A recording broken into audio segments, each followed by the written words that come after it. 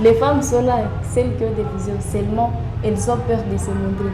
Je ne sais pas pourquoi, c'est peut-être à cause de notre société, de notre culture, mais elles sont là. Et c'est aux hommes de les découvrir, de voir une femme et dire cette femme a des visions. Et dans le monde où nous vivons, le monde actuel, le monde qui vient, le monde qui est en train de se révolutionner, je ne vois pas à quoi bon mettre une femme qui n'a pas de vision au foyer.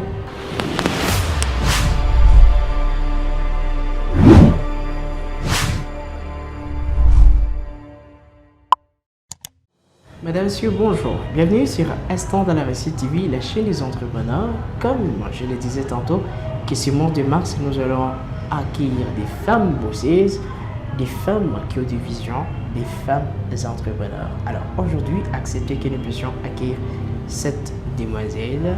Elle va se présenter son entreprise et on va beaucoup discuter de la vie entrepreneuriale. Bienvenue. Merci beaucoup. Vous pouvez vous présenter, moi je vous connais très bien, mais peut-être pas les téléspectateurs. Vous pouvez vous présenter ce que vous êtes, ce que vous faites. Je suis Kasso Kinzenda Jovial, je suis entrepreneur. Comme nous parlons de l'entrepreneuriat aujourd'hui, je vais me présenter comme entrepreneur, mais je fais bien d'autres choses. Alors, mon entreprise s'appelle Zenda Business, une entreprise qui est en train d'œuvrer dans la transformation des produits agricoles. Une entreprise qui a vu le jour depuis décembre 2023 et jusque-là, nous sommes en train d'évoluer malgré tout ce qui peut nous rattraper. Bon, c'est important. Déjà, depuis 2023, on est en 2025, il y a déjà 3 ans, 3, 2, c'est bon. C'est important, ça montre combien de fois c'est déjà une grande entreprise. Alors parlons de votre parcours. Qu'est-ce qui vous avait poussé de lancer votre entreprise et comment vous avez évolué pendant du début de décembre jusqu'à 2025? Comment vous évoluez dans cette vie entrepreneuriale? La vie entrepreneuriale, elle n'est pas facile, c'est vrai. Et pour dire vrai, ce qui m'avait poussé de commencer cette entreprise, c'est que j'avais besoin d'argent. J'étais étudiante, j'avais mes besoins et je ne voulais pas dépendre totalement de quelqu'un ou de mes parents. C'est pourquoi j'avais pris cette initiative de commencer mon entreprise. Un jour, je lisais, je me suivais sur les réseaux sociaux, je vous rappelle qu'elle est aussi là-bas. J'ai vu votre photo avec votre grand-mère. Quelle est l'histoire qui est derrière cette photo? Parce que vous disiez tantôt, non, elle a été là, votre grand-mère, pour vous inspirer de créer votre produit. Est-ce vrai ou... Je vois de belles histoires. Alors, ma grand-mère, elle fait les champs. Elle a beaucoup œuvré dans les champs, vous voyez, avec notre culture ici. Alors, elle s'était beaucoup lassée dans la culture de l'arachide. L'arachide, c'est tellement super, je vous assure. Et avec ça, quand j'avais créé mon entreprise, je m'étais dit que qu'est-ce que je peux prendre comme produit? Vu que ma grand-mère était déjà faible avec l'âge et tout ça, je m'étais dit, pour remémorer les belles histoires, je prends l'arachide. Moi, je ne prends pas l'arachide comme graine, mais je la transforme en pâte. Voilà la pâte qui est là. Elle est ma source d'inspiration vraiment. Pour le produit de mon entreprise, bien sûr. C'est important parce que tout le temps, on peut parler que c'est ta source d'inspiration. Les autres appellent des mentors, tout ça, des gens qui t'ont poussé à être et à faire ce que vous faites aujourd'hui. Alors, c'est important, Julia. Parlons de jusque-là, qui sont les bénéfices, si on peut les dire. Parce qu'on ne laisse pas une entreprise uniquement pour lancer, même si c'est une passion. Il faut gérer une passion, il faut qu'il y ait quelque chose d'argent. Est-ce que réellement cette entreprise vous aide à répondre à vos besoins, que ce soit primaire, secondaire, tertiaire et tout ça? Bien sûr. Et pour dire vrai, si cette entreprise, si cette pâte d'arachide ne me donnait pas de bénéfices, j'aurais déjà abandonné. C'est pourquoi j'en tire, même si c'est minime, peut-être à cause du capital, Mais quand même, ceux-là sont en train de m'aider, ces bénéfices, dans mes besoins primaires. Par exemple, m'acheter des forfaits, tout ça, me payer certaines choses qui sont utiles dans ma survie. Voilà, les amis, à part l'entrepreneuriat et les étudiantes, je vous jure que j'ai participé à cette défense, c'était extraordinaire. Et à quoi cette entreprise t'a aidé dans ton parcours académique? Mon parcours académique. Vous savez, avec une nouvelle technologie, avec ces études supérieures, tout ça, vous avez des travaux à faire, des mégas, imprimer des travaux, tout ça, des syllabus. Et avec ça, je sais au moins me payer méga forfait pour faire mes travaux pratiques. Je sais aussi participer aux excursions. La découverte, bien sûr, ça fait partie de la vie. Et avec ça, je sais me payer tout ça, me payer certaines formations en ligne ou même en présentiel. Et donc, elle est ma mine d'or, cette entreprise. Ça, c'est important. Alors, il y a des succès, mais aussi des difficultés. Parlons de difficultés que vous rencontrez. Parce qu'il n'y a pas d'entrepreneur à succès sans difficulté. Alors, vous, personnellement, avec Nzenda Business, d'ailleurs, si on revient, on va y revenir. Si on revient, pourquoi tu avais choisi le nom de Nzenda Business? Il y en a d'autres qui s'appellent Light Business, Crazy Business, il y a tout ça. Pourquoi le nom de Nzenda Business avant de parler des difficultés? Nzenda Business, Nzenda d'abord. Nzenda, c'est le nom de ma famille. Et mon arrière-grand-père, c'est celui qui porte ce nom. Et quand je l'avais demandé, qu'est-ce que signifie Nzenda? Il m'avait répondu que c'est un instrument de musique. Découvrir quel instrument? Les grelots. Et moi, je m'étais dit que les grelots font beaucoup de bruit. Si quelqu'un passe ici avec des grelots, vous allez le sentir. Et moi, je m'étais dit, avec Nzenda, avec cette signification, je vais percer dans le monde, je vais faire beaucoup de bruit, bien sûr, en inspirant d'autres jeunes et en inspirant le monde. Et c'est pourquoi tu fais beaucoup de bruit à lire tout ça avec la poésie, des gauches, les chants, tout ça. C'est pourquoi. Je dirais que le nom définit quelqu'un. Voilà. Après, toute cette histoire, c'est une histoire tellement motivante. Grélon qui cadre avec tes caractères. Maintenant, j'apprends à te connaître parce que je comprends maintenant. Alors, parlons de difficultés que vous traversez dans votre entreprise. Ça fait déjà 3 ans que vous êtes dans la vie entrepreneuriale et du début jusqu'à cette date. Qu'est-ce que vous traversez comme difficulté?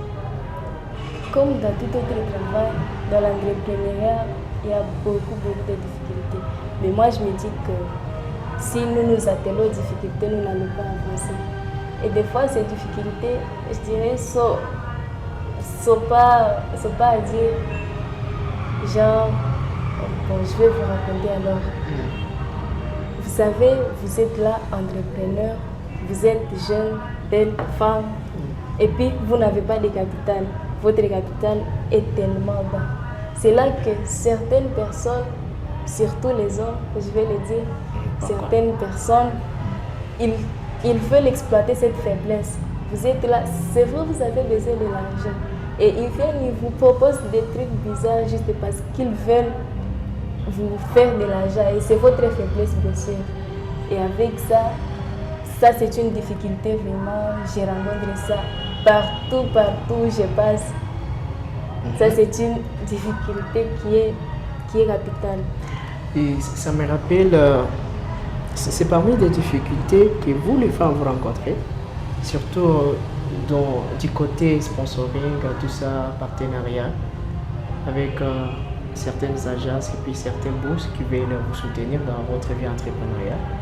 Mais derrière les soutiens, il y en a aussi les plans B de la personne. Même du côté des artistes, il y en a plusieurs qui m'ont fait comprendre ça, ici localement. Que non, tu vois, il y en a quelqu'un qui veut soutenir ma carrière, mais derrière ça, il y en a un plan B derrière tout ça. Donc vous aussi, parfois, vous rencontrez ces difficultés. C'est parmi les difficultés que plusieurs femmes d'ici rencontrent.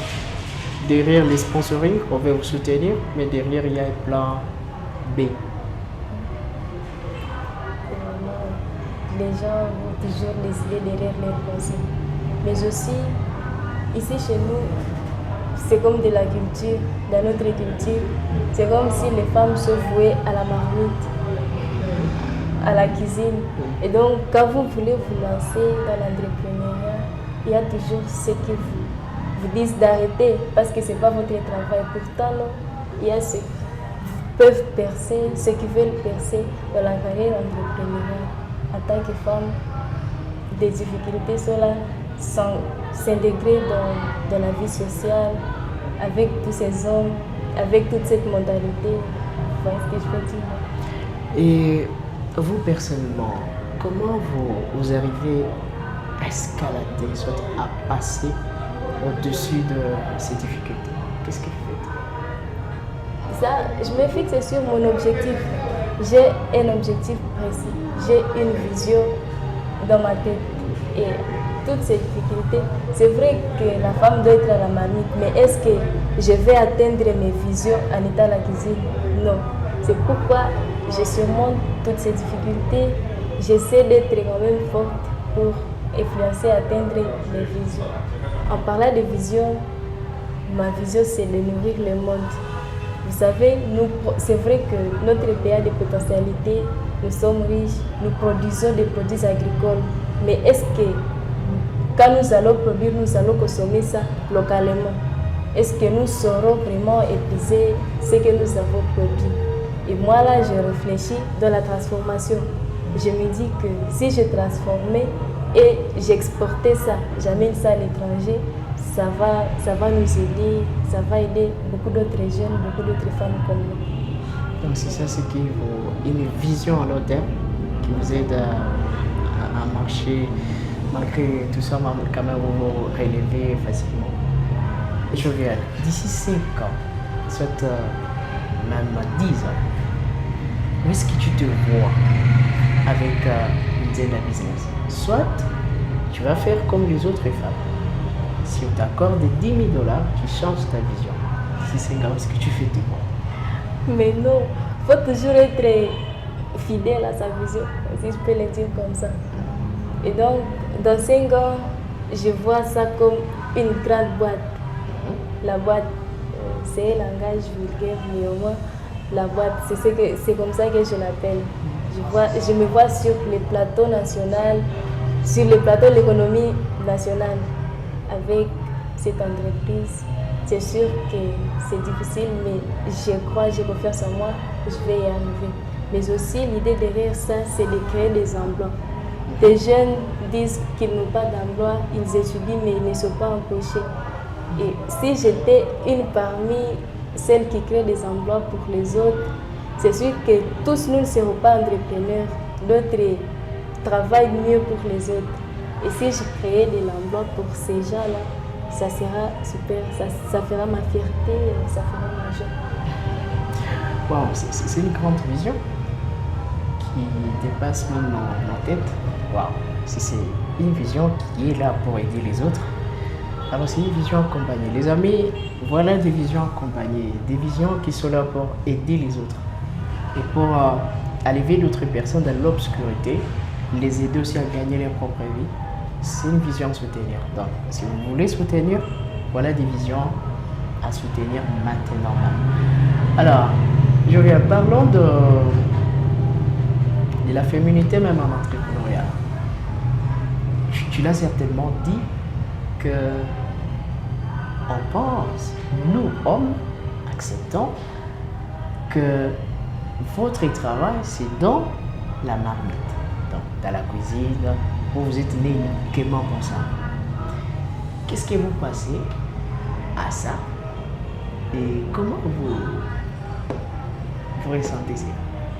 Parce que c'est vrai, moi je peux te dire, il y en a de ces femmes qui sont nées uniquement pour la cuisine. Je ne sais pas si tu seras d'accord avec moi, parce qu'il y en a des femmes qui sont nées pour la cuisine, ça c'est vrai, qui n'ont pas de vision. Posez à une dame, quelle est votre vision de vie? Elle te dit, moi, je dois trouver un homme, donner les enfants, laisser vivre pour cet homme, manger, c'est pire, c'est tout. Qu'est-ce que vous pensez de ça? C'est vrai, c'est votre mois. Demain, vous fêtez le mois de 8 mars. Alors, parlons de ça. Personnellement, je ne le prends pas bien parce que c'est vrai qu'il n'y a pas de règles sans exception. D'ailleurs, c'est la majorité, les femmes visent bas. Je dirais bas parce que moi, j'ai une vision assez grande. Elles pensent que seulement le mariage, c'est la fête et tout ça. Et moi, je vais dire que les femmes sont là, celles qui ont des visions, seulement elles ont peur de se montrer. Je ne sais pas pourquoi, c'est peut-être à cause de notre société, de notre culture, mais elles sont là. Et c'est aux hommes de les découvrir, de voir une femme et dire cette femme a des visions, c'est vrai. Et dans le monde où nous vivons, le monde actuel, le monde qui vient, le monde qui est en train de se révolutionner, je ne vois pas à quoi bon mettre une femme qui n'a pas de vision au foyer, qui n'a pas de vision alors grande, qui n'a pas une grande vision. Parce que c'est un monde où tout est cher, tout est payant. Et vous la faites nourrir, elle vous paye quoi? Est-ce qu'elle vous apporte aussi une chose à la maison? Dans ce genre de choses. Aussi, est-ce que cette femme va vous aider à atteindre aussi vos visions? Parce qu'il faut avoir des visions pour trouver une autre qui a des visions. On dit souvent que les oiseaux de même plumage volent ensemble. Et donc, les femmes qui ont des visions sont là. Je ne fais pas leur campagne. Oui, je fais pas les femmes qui ont des visions sont là. Non. Voilà. Et donc, le mariage, c'est pas mal. Les femmes qui sont là, je pense qu'ils ont besoin d'une éducation. Ils ont besoin qu'on leur montre qu'elles peuvent aussi percer, qu'elles peuvent aussi faire des grandes choses, pas seulement faire des enfants. C'est une grande chose aussi. Faire des enfants, oui. Oui. Et donc, si on multipliait par exemple des séances de formation, des conférences, pour essayer de tirer ces femmes-là, qui sont nées, pour essayer d'éclaircir leur mental, ça va aider notre monde. Wow. Ça, je dois bien écrire. C'est important. S'il y avait un conseil, qu'est-ce que tu peux donner à toutes ces dames qui restent à la maison, dans la cuisine, papa chassé, tout ça, manger, donc se réveiller, balayer, cuisiner, encore se réveiller. Elles sont dans la routine, quoi. Quel conseil, si tu avais un conseil, surtout plusieurs conseils à accorder, voilà les temps, qu'est-ce que tu peux dire à toutes ces dames qui pensent que la vie, c'est l'autre? Quand on était à l'école secondaire, tu te rappelles bien, si tu as fait des écoles comme moi, tout le temps on disait que j'ai quelqu'un qui étudie pour moi.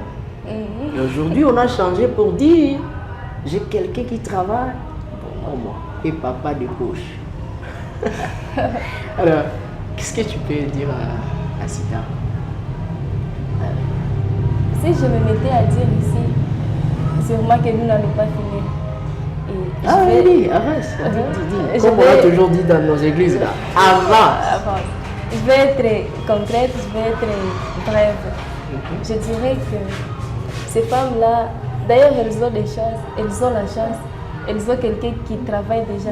Et donc, c'est quelqu'un peut leur faire un capital facilement.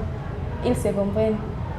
Ça, je le sais. Et donc, ces femmes-là, elles peuvent faire des trucs même en parallèle avec la cuisine. C'est vrai que les travaux ménagers prennent du temps, mais il y a des trucs que tu peux faire même avec ton téléphone, même sans se déplacer. Tu vois quelque chose dans la parcelle, ça peut apporter de l'argent. Si bien sûr tu ne veux pas dépendre totalement de quelqu'un. Et vous savez, je le dis souvent que le pouvoir d'une femme se trouve dans sa tendresse. Ça, je le dis souvent. Le pouvoir d'une femme se trouve dans sa tendresse. Et moi, je me dis qu'une femme qui n'a pas d'argent, elle est toujours capricieuse. Ça se comprend. Et donc, si on est autonome financièrement, on devient tendre et on exerce un certain pouvoir. Ça, c'est bon. Les amis, on ne va pas trop tout finir. Je pense qu'on va pouvoir un jour revenir sur ça. C'est très important. Accepter que nous puissions arrêter par là. Alors, comment on peut profiter des produits d'Indian Business et comment on peut vous atteindre facilement? Je vous dis s'il vous plaît, si elle vous fait les contacts, si c'est pour des choses sérieuses. Alors, comment on peut trouver, accéder aux produits d'Indian? J'ai goûté ces produits, ce sont de bons produits. Cette pâte d'arachide, elle est la plus meilleure que j'ai goûtée jusqu'à présent. Alors, vous aussi, vous voulez le faire? Il va maintenant nous accorder ses contacts. Et il l'a dit, c'est pour des choses sérieuses, mon contact. Alors, pour me trouver, c'est tellement simple. Vous m'écrivez au 09 77 97 34 73. Et je parle comme une vraie congolaise. 09 77 97 34 73. C'est mon contact. WhatsApp, message ordinaire, tout ça. Sur Facebook, vous tapez seulement Jovial Nzenda ou Nzenda Business. Vous allez m'avoir facilement. Sur Instagram, je suis Jovial Nzenda. Là, vous allez... Ça, c'est important. Contactez Jovial Nzenda. Les noms là, c'est le plus bon de noms. Alors, on va finir par là, les amis. Permettez-moi de finir. Jovial, qu'est-ce que tu peux dire à la fin? Et nous serons en train de conclure. Conseil pour les femmes. Conseil, oui, c'est moi de la femme. Et mot de la fin pour ton entreprise. Je voulais dire, je viens Nzenda. Et pour les femmes, je vais leur dire qu'elles doivent avoir confiance en elles. Ça, c'est tellement important. Les femmes sont très fortes qu'elles ne le savent pas. Donc, elles doivent exploiter cette capacité, cette force-là, du côté matériel, pas seulement émotionnel, du côté matériel. Voilà les conseils que je donne. Avoir confiance en soi, avoir confiance en ses plans, en ses visions. Et je suis là avec ma pâte d'arachide. Vous avez besoin de ça. Nzenda Business vous souhaite la bienvenue et vous accueille vraiment. Merci beaucoup. Merci Jovial, c'était un grand plaisir. Les amis, on arrête par là. On a accueilli de très belles et intelligentes dames. Jovial, vous l'avez connu avec tout ce que nous avons parlé. C'était un grand plaisir chez Stand à la Récit TV. Bonjour à tous. Bonjour, à la prochaine. Merci.